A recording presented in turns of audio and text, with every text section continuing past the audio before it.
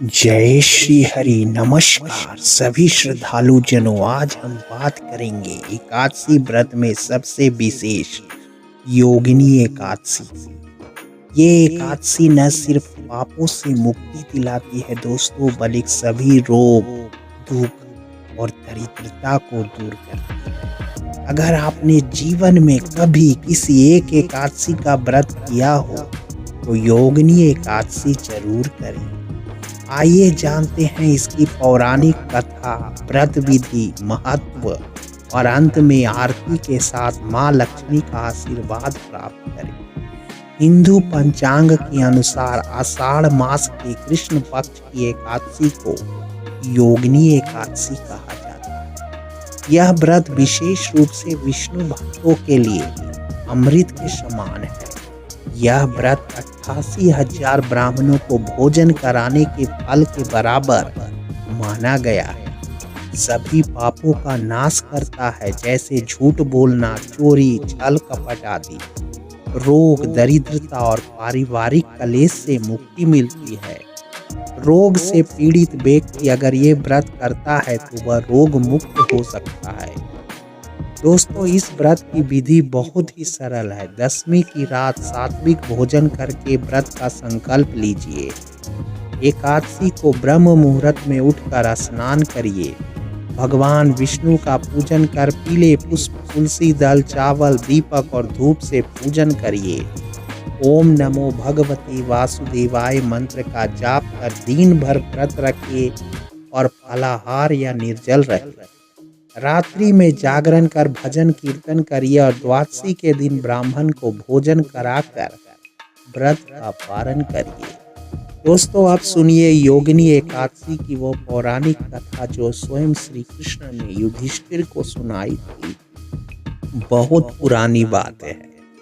अलकापुरी नामक नगर में कुबेर नामक राजा का शासन था। कुबेर भगवान शिव के परम भक्त थे और हर रोज शिवलिंग पर मंदार पुष्प चढ़ाया करते थे। उनके राजवैद्य का नाम था हेममाली, जो स्वयं भी शिव भक्त था। हेममाली का कार्य था रोज प्रातः काल मंदार पुष्प लाकर राजा को दे देना। लेकिन एक दिन वह पुष्प लाने की बजाय अपनी पत्नी विशालाक्षी के साथ प्रेम लीला में लीन हो गया। राजा को पुष्प नहीं मिला और कारण पूछने पर सच्चाई सामने आई। कुबेर क्रोधित हो गए। उन्होंने हेममाली को श्राप दे दिया, तू पापी है, अपने कर्तव्य से विमुख होकर स्त्री में आसक्त हुआ है, जा कोढ़ी बनकर नरक भोग। श्राप के कारण हेममाली के शरीर में कोढ़ हो गया। वह भूखा प्यासा जंगलों में भटकता रहा। एक दिन वह मथुरा पहुंचा, जहां महान ऋषि मार्कंडेय जी का आश्रम था। हेममाली ने उन्हें अपनी पीड़ा सुनाई। ऋषि ने उसकी भक्ति और पश्चाताप को देखकर उसे योगिनी एकादशी का व्रत करने को कहा। हेममाली ने पूरे नियम से व्रत किया और उसका कोढ़ समाप्त हो गया।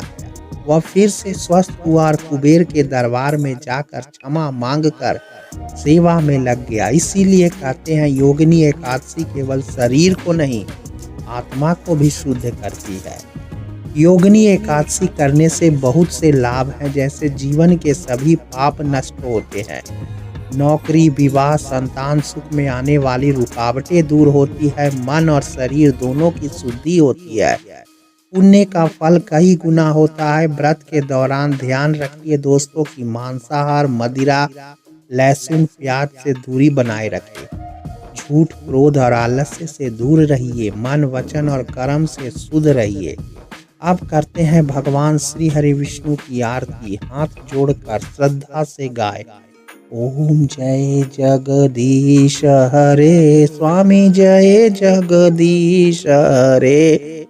भक्त जनों के संकट, दास जनों के संकट क्षण में दूर करे। ओम जय जगदीश हरे।